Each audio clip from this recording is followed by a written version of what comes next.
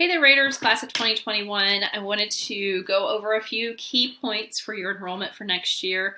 This is not the way I had intended to do it, so please go through, watch everything first, make notes, and then contact me. I will be more than happy to meet up with you and go through anything virtually or through email. So a couple of things that I want to share with you first that you should have in your Google Drive is the enrollment and planning guide.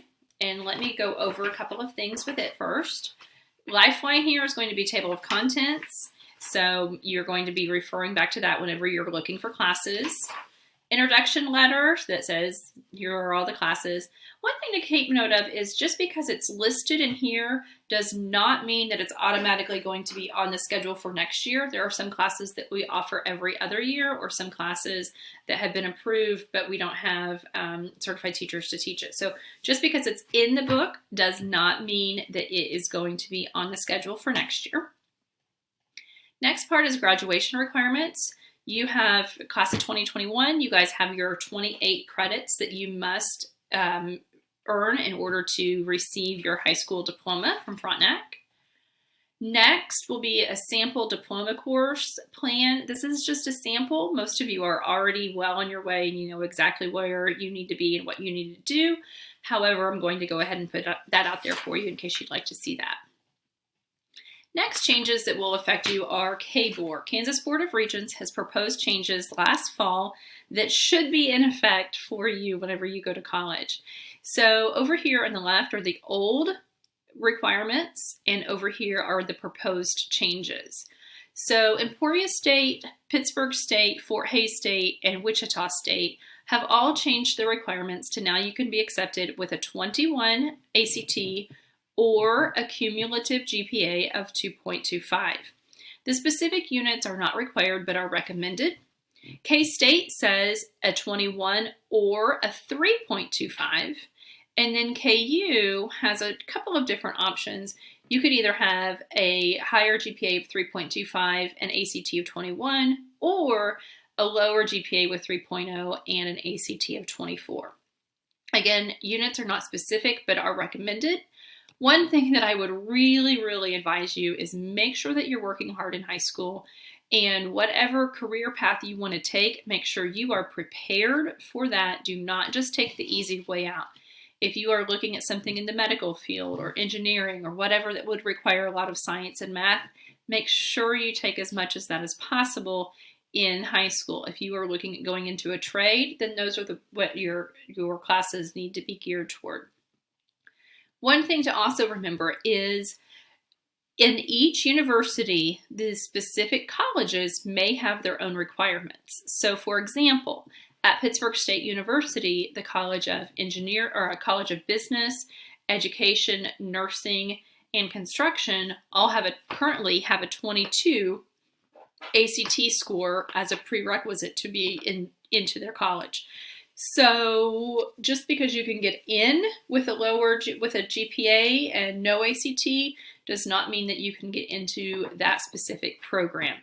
You could still get in, but it may be different testing, a lot more money, time, effort, that sort of thing. So just be aware of those sort of things. Continue to push yourself and work really hard while you're in high school. Page 6 talks about, page 5, the end. If you are looking at playing at the collegiate level in Division I or Division II, you have certain eligibility requirements that you have to meet, and also NAIA for private schools as well. So make sure that you and I are having those conversations so that all of your classes are going to count. That's your responsibility, and I will help you. Page 6 talks about Kansas Scholars Curriculum, and here you can learn a little bit about this.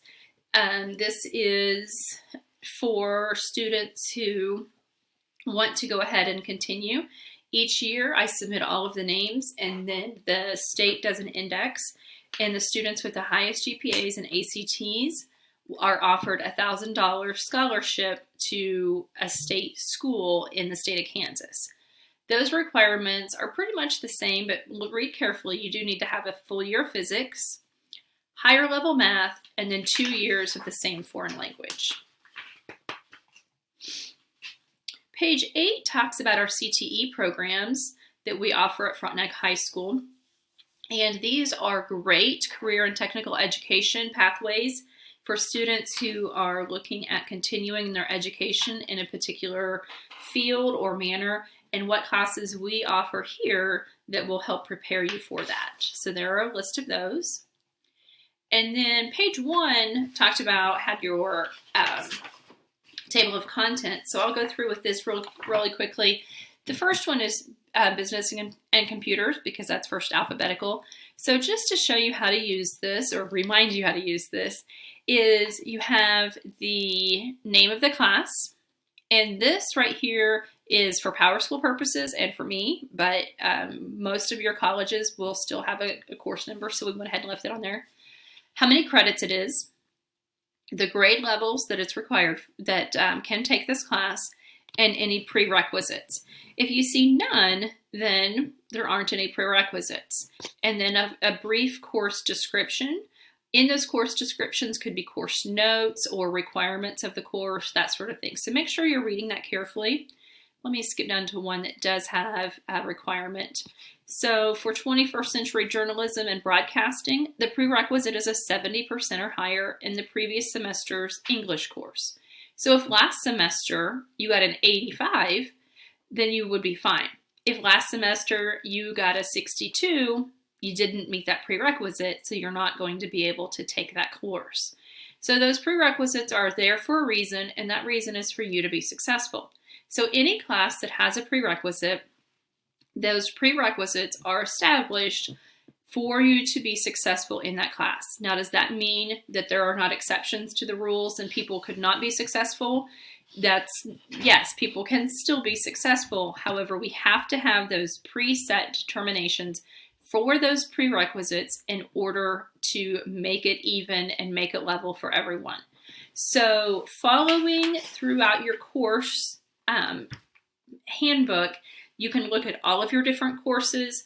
I would recommend not printing this out. This is 50 pages that you don't really need.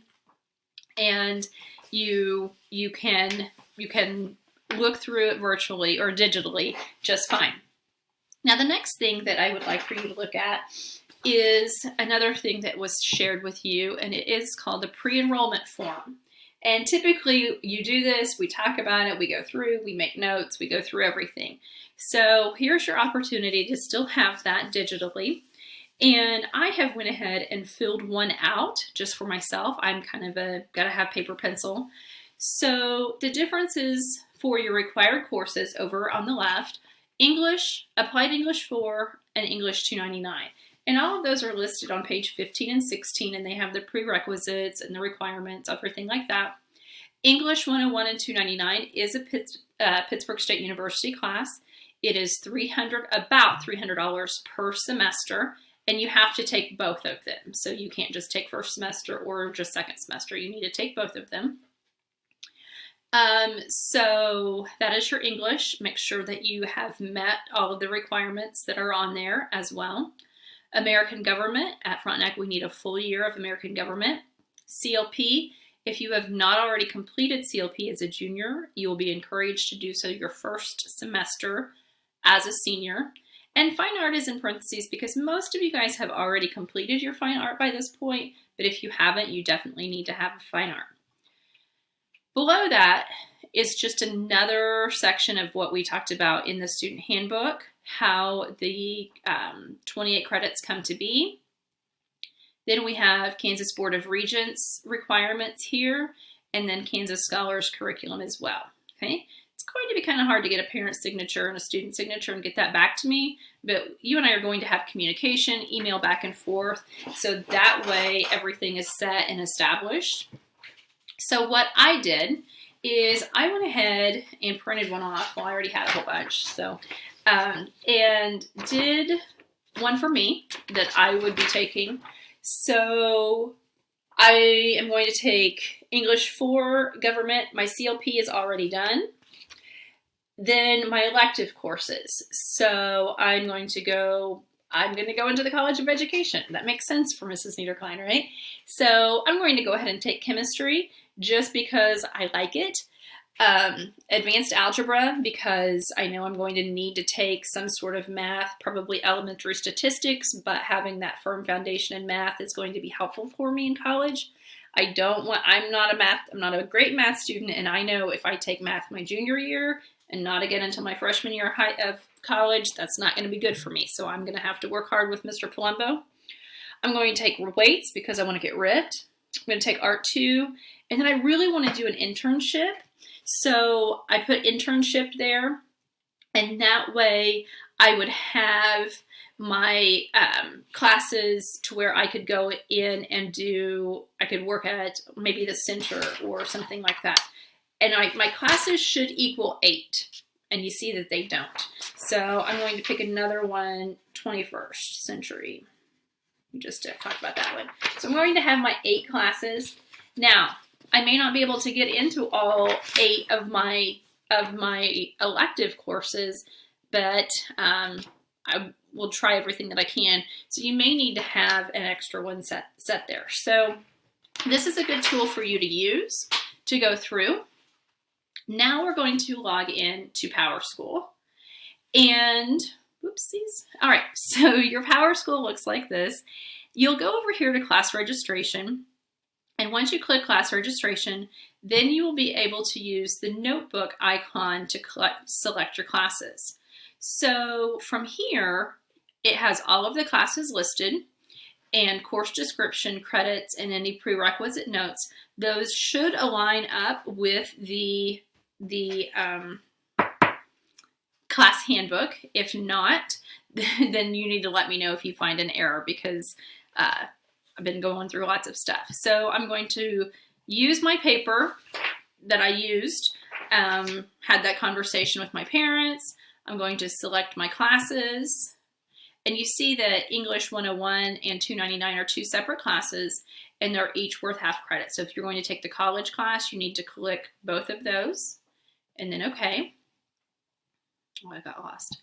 Senior math. What was I going to take for senior math? I was going to take advanced algebra, so I'm going to click advanced algebra.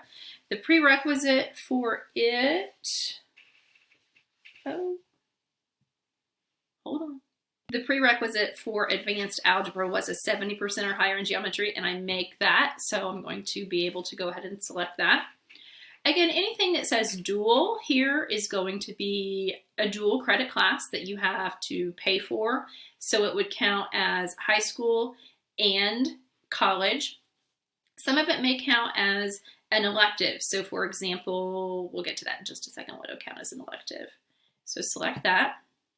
So senior government is already pre-selected. I need to have that.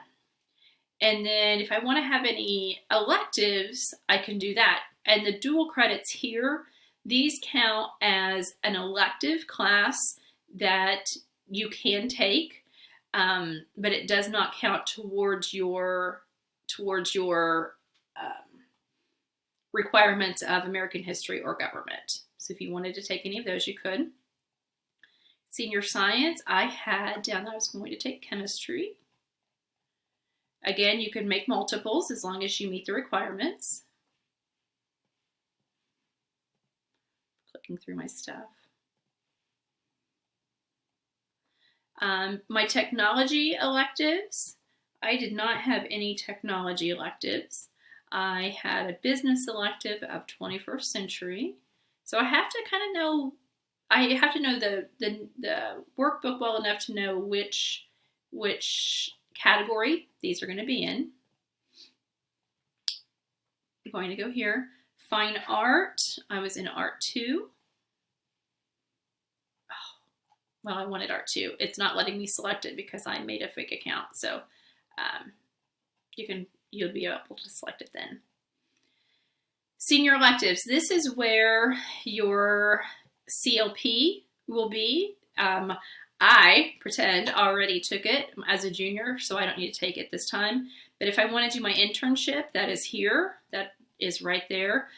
CNA and CMA are all under here. College speech, EMT, fire science, and Mrs. Ulepich's class. There are multiple pages, so you'll need to toggle through. This is also peer tutoring, Spanish, speech, student aid, weight training. So if you're not finding it in any of the other stuff, go through and look through senior electives really well. Okay. All right. So now senior alternate. So I have all of my class. Ooh, I did not put my weights class in. These are in alphabetical order. So my weights class. My weights class has been added as well. So I selected it. Everything is in alphabetical order. So remember to go ahead and use the toggle back and forth with your page numbers. Now, senior alternates. You must pick 2 alternates. So if any of those above classes are not available, these are the classes that I can pick. And notice that there are a ton of pages. So it's really all of the classes or anything that I would be eligible for show up. So if I'm not able to click it over here, then I would not be able to take it because I haven't met those prerequisites. So I'm going to just pick a couple.